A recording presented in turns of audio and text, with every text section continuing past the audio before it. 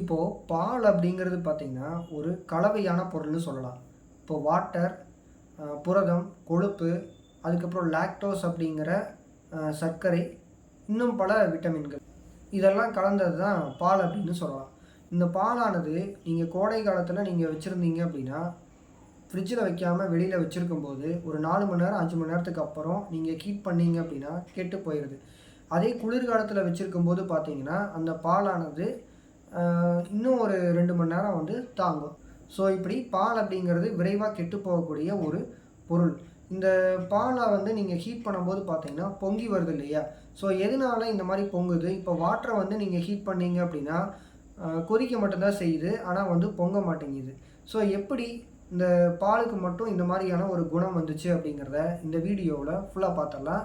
அது மட்டும் இல்லாமல் பால் சம்மந்தமாக பல அறிவியல் தகவல்கள் இருக்குது. அது எல்லாத்தையும் இந்த வீடியோவில் நம்ம பார்க்கலாம். இப்போ பாலை வந்து நீங்கள் ஹீட் பண்ணும்போது பார்த்தீங்கன்னா பாலில் இருக்கக்கூடிய இந்த புரதம், லாக்டோஸ் இதெல்லாமே பார்த்தீங்கன்னா என்ன பண்ணுது அப்படின்னா ஒரு மெல்லிய படலம் போல் உருவாக்குது. ஆனால் இந்த வாட்டர் கண்டென்ட் வந்து பாலில் இருக்குதுன்னு சொல்லியிருந்தேன் இல்லையா? அது ஹீட் ஆச்சு அப்படின்னா நீராவியாக உருவாகும். இந்த நீராவி வெளியில் போயிடுச்சு அப்படின்னா இந்த பால் வந்து இந்த பொங்கறதுக்கான வாய்ப்பு இல்லாமல் இருக்கும்.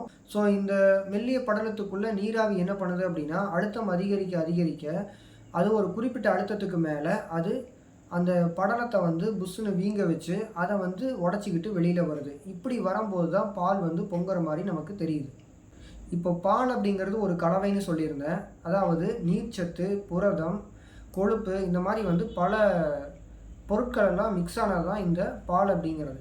ஸோ பாலில் இருக்கக்கூடிய இந்த பொருட்கள்னால தான் இந்த பாக்டீரியாக்களும் பூஞ்சைகளும் அதில் வளர்ந்துருது. ஸோ இப்படி வளரும்போது பார்த்திங்கன்னா நமக்கு இந்த பால் வந்து கெட்டு போகுது.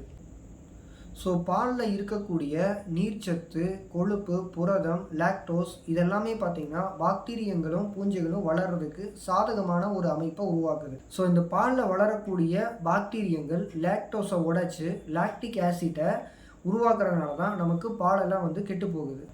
இப்போ இந்த பாலை வந்து வெய்ய காலத்துலேயோ இல்லை சூடான இடத்துலையோ நீங்கள் வச்சுருந்தீங்க அப்படின்னா அதில் பாக்டீரியங்கள் ரொம்ப வேகமாக வளரும். அதனால தான் வெப்பம் அதிகமான காலங்கள்லையெல்லாம் நீங்கள் ஃப்ரிட்ஜுக்குள்ளே வைக்காமல் வெளியிலேயே வச்சுருக்கும்போது சீக்கிரமே பால் வந்து கெட்டு போயிடுது.